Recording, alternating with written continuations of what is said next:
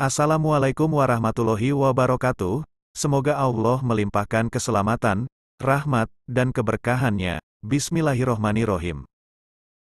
Dari Abu Hurairah radhiyallahu anhu dia berkata, sesungguhnya rumah akan terasa luas bagi penghuninya, para malaikat akan mendatanginya, setan-setan akan menjauhi, dan kebaikannya akan bertambah jika Al-Quran dibaca di dalamnya.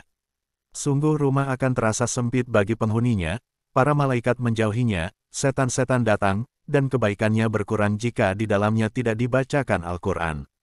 H.R. Al-Darimi. Dari hadis ini dapat kita ambil pelajaran yaitu, kesatu rumah akan terasa luas. Saat ini banyak orang merasa tidak nyaman tinggal di rumah, tidak betah di rumah, padahal rumahnya bagus, mewah, dan megah. Al-Quran membuat efek rumah terasa luas walaupun mungkin rumahnya itu kecil. Salah satu faktor yang mempengaruhi luas atau sempit adalah perasaan. Ketika orang merasa nyaman, walaupun sempit akan terasa luas. Perasaan ada di hati, dan hati dikuasai oleh Allah. Sehingga orang-orang yang hidupnya berada di rumah-rumah yang mungkin sangat sederhana, ketika dia rajin membaca Al-Quran, maka rumah akan terasa luas. Kedua, rumah akan dihadiri malaikat. Di dalam rumah yang kerap didatangi malaikat biasanya memiliki aktivitas yang disenangi oleh mereka. Ketika datang ke rumah, malaikat tak hanya menjadi pendamping dan penjaga. Mereka turut bersalawat di samping umat Islam yang mengerjakan amalan ibadah. Rumah yang sering dijadikan sebagai tempat membaca Al-Quran akan menjadi tempat favorit malaikat dan dijauhkan dari setan. Malaikat Jibril datang kepadaku sambil berkata, sangat menyenangkan untuk engkau ketahui wahai Muhammad, bahwa untuk satu solawat dari seorang umatmu akan kuimbangi dengan 10 doa baginya. Dan 10 salam bagiku akan kubalas dengan 10 salam baginya. H.R. Nasai. Ketiga, setan akan meninggalkan rumah.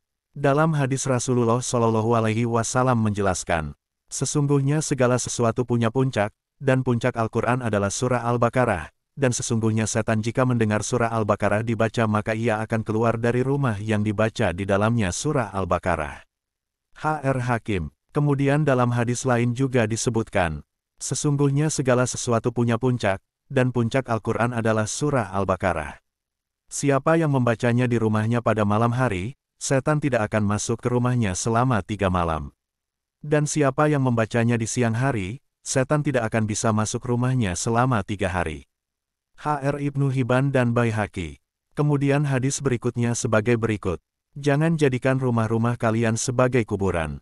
Sesungguhnya setan itu akan lari dari rumah yang dibacakan surat Al-Baqarah di dalamnya. H.R. Muslim nomor 780. Keempat, kebaikan akan bertambah dalam rumah.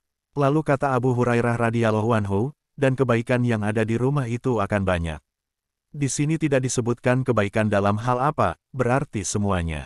Kebaikan anak-anaknya, kebaikan istrinya, kebaikan suaminya, kebaikan pembantunya, kebaikan rezekinya, kebaikan hubungan yang ada di dalamnya antara suami dengan istri, antara anak dengan orang tua, antara orang tua dengan anak, akan banyak kebaikannya.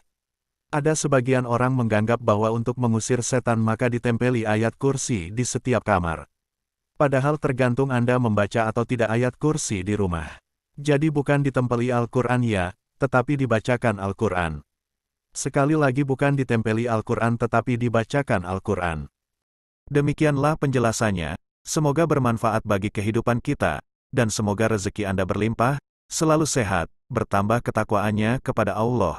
Amin ya robbal alamin. Jangan lupa subscribe karena subscribe itu gratis. Terima kasih.